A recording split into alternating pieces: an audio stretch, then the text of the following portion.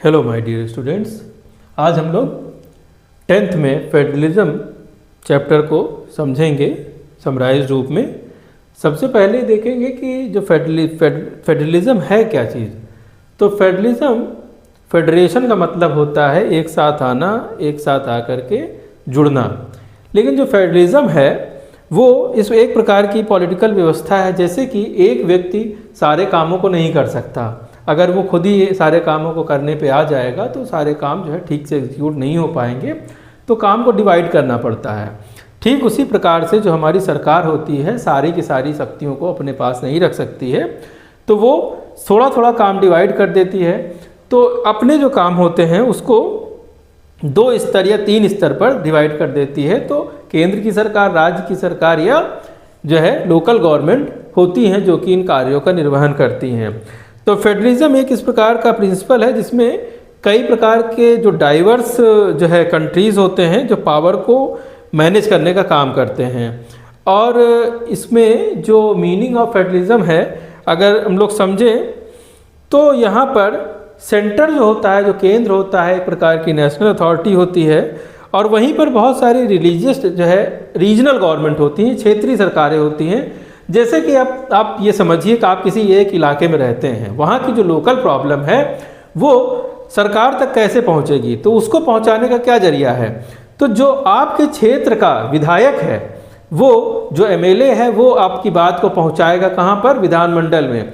विधानमंडल से जो राज्यसभा के प्रतिनिधि हैं वो आपकी बात को राज्यसभा में ले जाकर रखेंगे, तो जो दिल्ली की गवर्नमेंट है उसको बात समझ में आएगी कि आपकी क्षेत्र की वास्तविक जो बृहद परेशानी है, अगर वो लोकल लेवल पे नहीं रिजॉल्व होने लायक है, एक बड़ा मुद्दा है, तो वो मुद्दा वहाँ पर एड्रेस होगा। ये तरीका होता है जिससे कि जो जनता की समस्याएं हैं वो केंद्र तक पहुंचती हैं।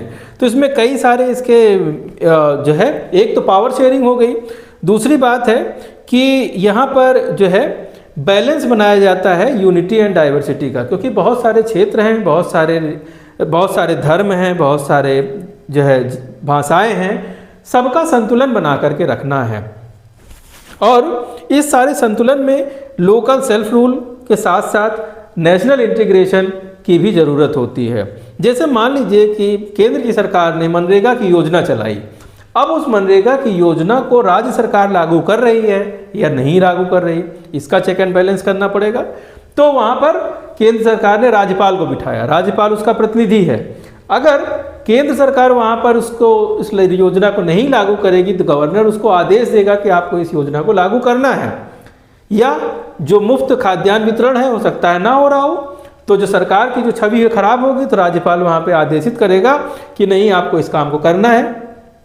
तो इस प्रकार से केंद्र की बात जो है राज्यों तक पहुँच रही है और राज्य की बात केंद्र तक पहुँच रही है, और इस प्रकार से दोनों मिल करके एक साथ जो है काम करते हैं। तो फेडरेशन किस लिए होते हैं, तो फेडरेशन बनाने की आवश्यकता इसलिए होती है कि बहुत बड़ा जियोग्राफिकल एरिया होता है, तो एक जो सिंगल एडमिनिस्ट्रेटर इस सारे काम को नहीं कर सकता, क्योंकि टेरिटरीज बहुत ज़्यादा होती हैं, बहुत तरह के कल्चर हैं, भाषाएं हैं, धर्म हैं, एथनिक डाइवर्सिटी है। अब जिस प्रकार का जो पहनावा असम के लोग पहनते हैं उस प्रकार का पहनावा तमिलनाडु के लोग नहीं पहनते हैं। जिस तरह का पहनावा तमिलनाडु के लोग पहनेंगे वो जो है महाराष्ट्र के लोग नहीं पहनेंगे, जो महाराष्ट्र के लोग पहनेंगे वो यूपी के लोग नहीं पहनेंगे। तो सबका अलग अलग पहनावा है, सबका अलग अलग खान पान है, सबके अलग अलग त्यौहार हैं, 30 त्यौहार हैं। तो उस तरह से ये एक बहुत डाइवर्सिटी, इसको मैनेज करने की ज़रूरत होती है। और जैसे कि अगर ये कहा जाए, जैसे छठ की बात करें तो छठ में हम जानते हैं कि बिहार के ट्रेनों में बहुत भीड़ होती है। कहा जाता है कि जो बिहारी छठ में अपने घर ना पहुँचे वो बिहारी नहीं, इस तरह की मान्यता है। तो इसका, लेकिन क्या वही छठ महाराष्ट्र में उतना मायने रखता है? शायद नहीं। शायद यह यूपी में तो फिर भी आ गया, लेकिन कई जगहों पर उतना मायने नहीं रखता। तो यहाँ पर ये सब अपनी अपनी जगह पर अलग हो जाते हैं। कुछ हिस्टोरिकल बैकग्राउंड है, जैसे कि जो राज्य होते हैं एक यूनियन बना करके एक स्ट्रॉन्गर स्टेट बना लेते हैं, छोटे छोटे राज्य मिल करके एक बड़ा संघ बना लेते हैं। अगर उत्तर प्रदेश अलग होता, केरल अलग होता, तमिलनाडु अलग होता, तो क्या ये इतने बड़े इतना एक शक्तिशाली देश बन पाता? भारत नहीं बन पाता। तो इसमें जो है जो गवर्नेंस की क्वालिटी होती है वो बेहतर हो जाती है।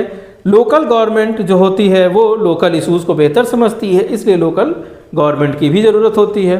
फेडरलिज्म जो होता है, जो पावर का कंसंट्रेशन है उसको रोकती है, एक जगह सत्ता का नियंत्रण ना हो जाए और इससे कहीं तानाशाही का उदय ना हो जाए। तो इस प्रकार से जो डिसेंट्रलाइजेशन है वो तानाशाही को भी रोकता है।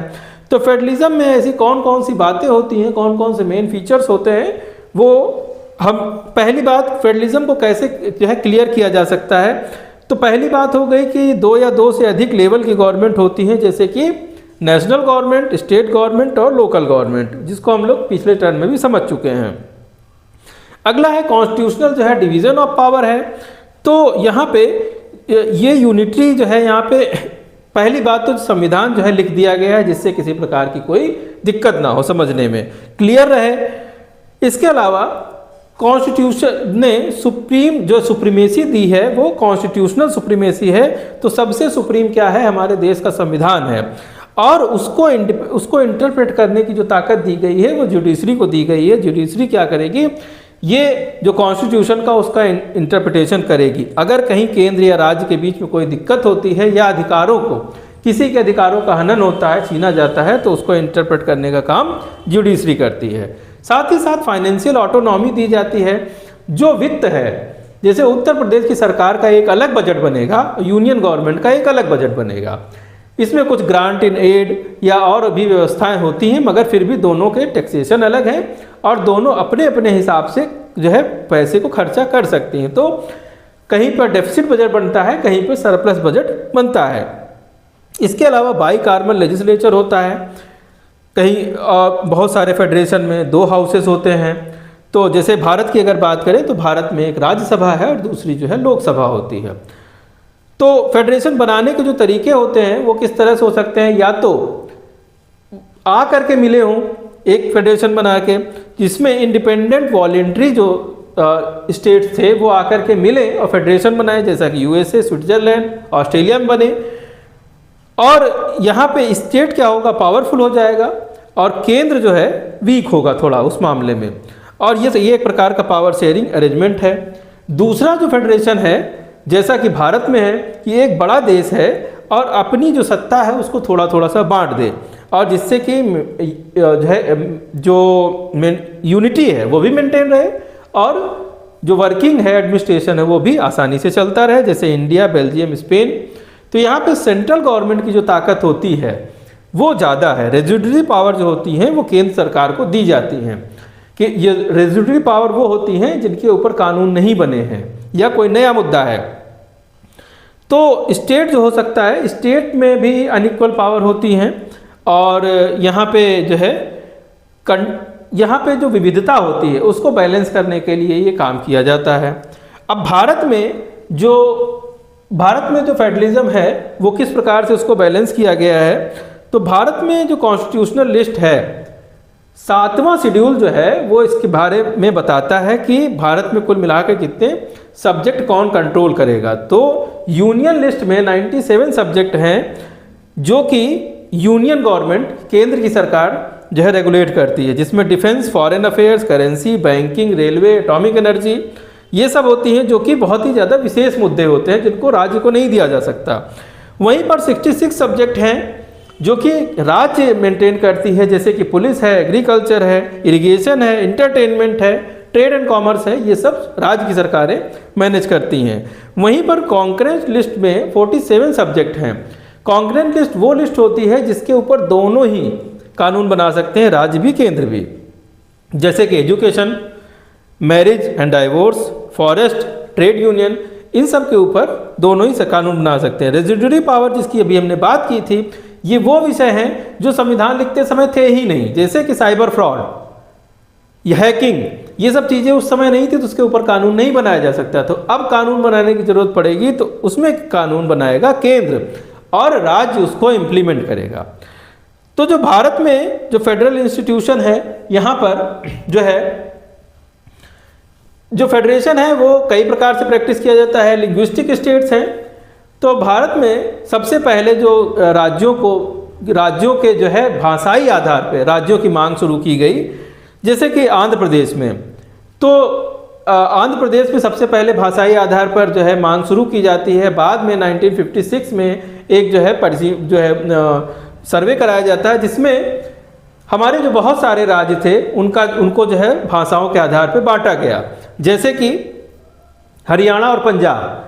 तो हरियाणा और पंजाब, जो कि पंजाब हुआ करता था, तो जो पंजाबी बोलने वाले लोग थे वो पंजाब में, उसको पंजाब बनाया गया, और जो लोग हिंदी बोलते थे वो हरियाणा में आए। उसी प्रकार से बम्बई, जो कि एक बहुत बड़ा राज्य हुआ करता था, इसमें जो लोग गुजराती बोलते थे वो उसको गुजरात बनाया गया, और जो लोग बंगाली बोलते थे उसको बंगाल बनाया गया। जो लोग बम्बई में जो लोग मराठी बोलते थे उसे महाराष्ट्र बनाया गया, और जो लोग गुजराती बोलते थे उसे गुजरात बनाया गया। तो इस प्रकार से अलग अलग समय पर बंटवारे होते रहे हैं। वहीं पर कुछ जो है इसके बाद भी जो देश बने, जैसे कि बहुत सारे राज्यों का विघटन होता रहता है, जैसे कि उत्तर प्रदेश से उत्तराखंड बनाया गया, वहीं से मध्य प्रदेश को जो है काटा गया तो वहाँ से जो है छत्तीसगढ़ बना, और बिहार को काट के झारखंड बनाया गया। तो ये सब राज्य जो है इस तरह से बनते रहते हैं अलग अलग आधार पे। अगर वहाँ पे डेवलपमेंट का कोई इशू है, जैसे डेवलपमेंट नहीं हो पा रहा है, तो इसको इस तरह से जो है बांट दिया जाता है। इसके अलावा भारत में केंद्र और स्टेट के बीच में जो रिलेशन है, वो ये जो लिस्ट है वो मेंटेन करती है कि सब अपना अपना दायित्व, कौन सा दायित्व कौन पूरा करेगा, इसके बारे में बताती है। इसके बाद भारत जब आज़ाद हुआ तो सिर्फ 2 लेयर थी। बाद में 1992 में पंचायती राज आता है, जो कि 73rd कॉन्स्टिट्यूशनल अमेंडमेंट, संविधान संशोधन से आता है। इसमें 3 लेयर की गवर्नमेंट है, और सबसे जो ग्राम स्तर पे ग्राम पंचायत होती है, और ग्राम पंचायत के ऊपर होती है पंचायत समिति, और उन सब के ऊपर जो जिले में होता है वो जिला परिषद होता है, उसका एक अध्यक्ष होता है। उसी प्रकार से 74th कॉन्स्टिट्यूशनल अमेंडमेंट ने नगरों के अंदर जो है नगर पंचायत, जहाँ पे एक मेयर होता है जो कि उस नगर का प्रमुख होता है, वहीं पर दूसरे नंबर पे म्युनिसिपल काउंसिल, और सबसे जो है लोअर लेवल पे म्युनिसिपल कॉरपोरेशन होता है, जो आपके गली मोहल्ले का जो पार्षद है वो उस लोकल मुद्दों को बहुत अच्छी तरह से जानता है, समझता है। इस प्रकार से ये जो है डिसेंट्रलाइजेशन करके